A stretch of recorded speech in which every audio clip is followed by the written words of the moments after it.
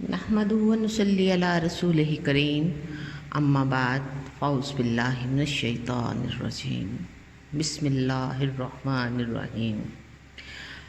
Muslim woman channel کے توسط سے آج جس عنوان کو چنا گیا ہے وہ سیدنا ام المومنین حضرت طاہرہ خدیجۃ الکبریٰ رضی اللہ عنہما کا ہے۔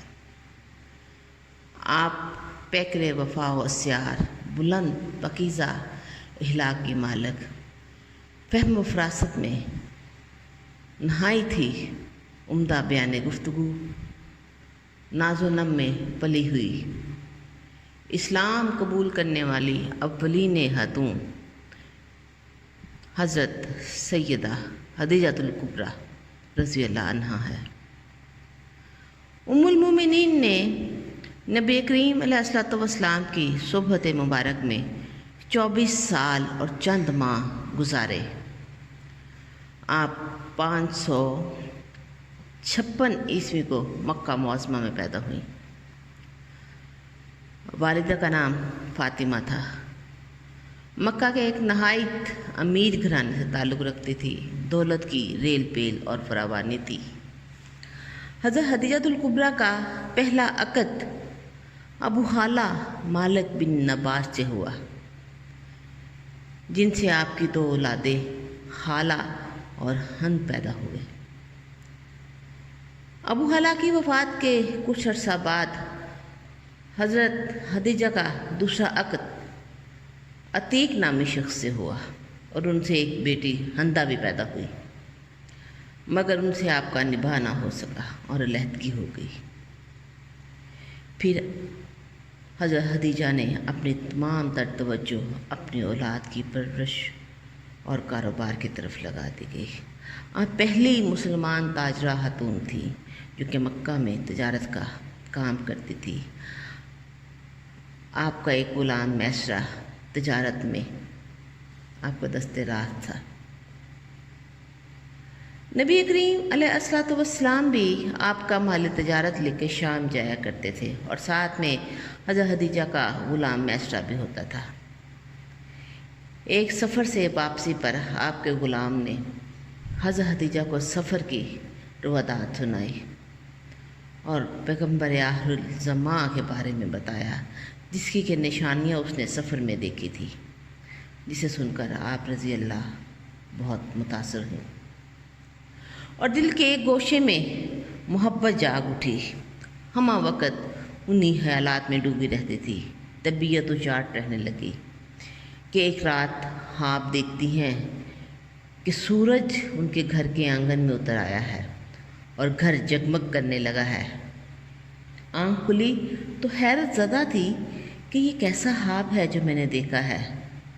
تو اس وقت کے معروف عالم ورقہ بن نوفل، جو آپ کے چچیرے بھائی بھی لگتے تھے، خواب کی تعبیر پوچھنے کے لیے گئی تو انہوں نے کہا کہ یہ بہت بڑی خوشخبری ہے جو آپ کے گھر میں آنے والی ہے۔ آپ کے دل میں قلب میں خیال محمد چھایا ہوا تھا۔ اپنی سہیلی نفیسہ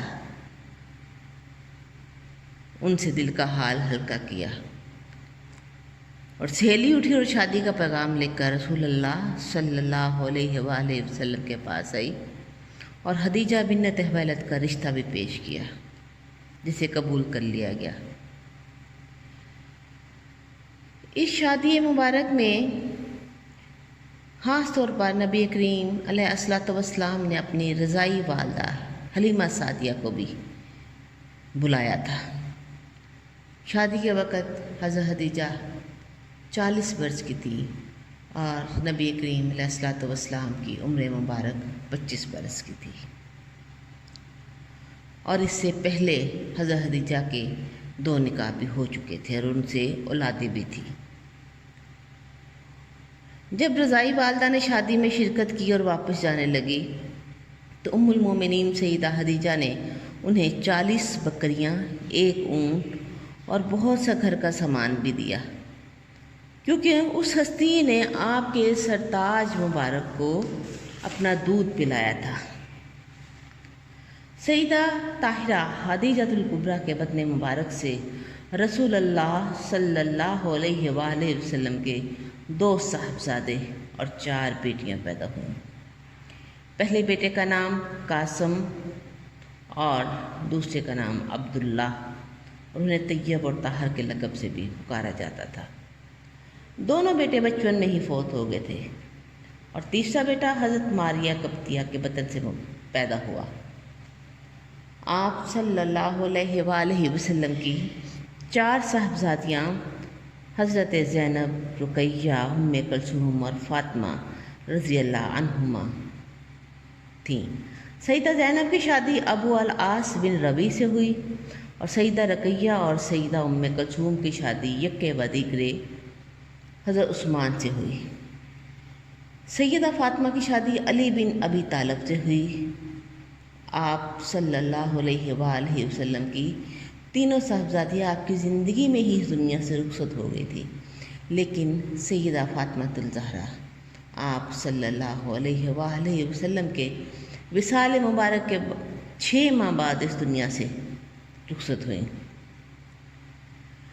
جب سیدہ خدیجہ کا وقت آخر آیا تو رسول اللہ صلی اللہ علیہ وآلہ وسلم نے حضرت خدیجہ کو جب حالت نزاع میں دیکھا کہ آپ تکلیف میں ہیں، تو آپ نے فرمایا کہ آپ جس چیز کو ناپسند کر رہی ہیں اس میں اللہ نے آپ کے لیے خیر و برکت رکھی ہے۔ آپ کے یہ الفاظ سن کر آنکھوں میں چمک پیدا ہوئی، اور آخری نگاہ رسول اقدس صلی اللہ علیہ وآلہ وسلم کے چہرہ اقدس پر گڑی ہوئی تھی، اور خاتون جنت اس دنیا سے اپنی زندگی کے 65 برس گزار کر اللہ کی طرف لوٹ گئی۔ زندگی کے ان 65 برسوں میں آپ نے نبی کریم علیہ الصلوۃ والسلام کے ساتھ 24 سال اور کچھ ماہ گزارا۔ اپنی ساری دولت نبی کریم علیہ الصلوۃ والسلام پہ نچھاور کر دی، اسلام کی خدمت پہ نچھاور کر دی۔ سبق اس میں آج کی خواتین کے لیے یہ پوشیدہ ہے، اور نہ صرف خواتین کے لیے بلکہ مردوں کے لیے بھی، کہ حضرت خدیجہ 40 سال کی عمر میں تیسرا عقد فرما رہی ہیں، اور جن سے عقد فرمایا جا رہا ہے وہ 25 برس کے ہیں۔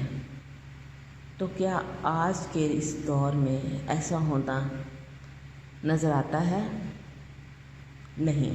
ہمارے اس برِ صغیر میں اس بات کو بہت ہی برا سمجھا جاتا ہے، اور عورت اگر ایک سے دوسرا عقد کرتی ہے، عقد ثانی کرتی ہے، تو اس کو اچھی نگاہ سے بھی نہیں دیکھا جاتا، جبکہ رسول اللہ صلی اللہ علیہ وآلہ وسلم کی ایک بیوی بی بی عائشہ رضی اللہ عنہا کے سوا،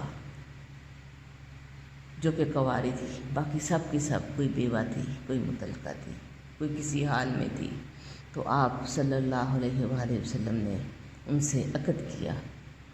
کوئی عمر میں بہت چھوٹی تھی اور کوئی عمر میں بہت بڑی تھی۔ اس چیز کو تو دیکھا ہی نہیں گیا، جو کہ آج ہمارے معاشرے کا رواج بن چکی ہے کہ نہیں، مرد بہت بڑی عمر کا ہے، اس سے شادی نہیں کرنی، یا عورت جو ہے وہ زیادہ عمر کی ہے، کوئی کنوارا مرد اس سے شادی نہیں کرے گا۔ اسلام کی اگر تاریخ کو عمیق نظروں سے مطالعہ کیا جائے تو بہت سے ایسے پردے ہیں جو ہمارے نظروں سے اٹھتے ہیں کہ ہم نے اس اپنی اسلاف کی تاریخ کو چھوڑ کے جو رسم و رواج ہیں ان کو اپنایا ہوا ہے، اور ان کو ہی اپنی اسلامی ہسٹری سمجھ کے بیٹھے ہوئے ہیں، جبکہ ایسا بالکل ہی نہیں ہے۔ وآخر دعوانا ان الحمد للہ رب العالمین۔ اللہ ہم سے راضی ہو۔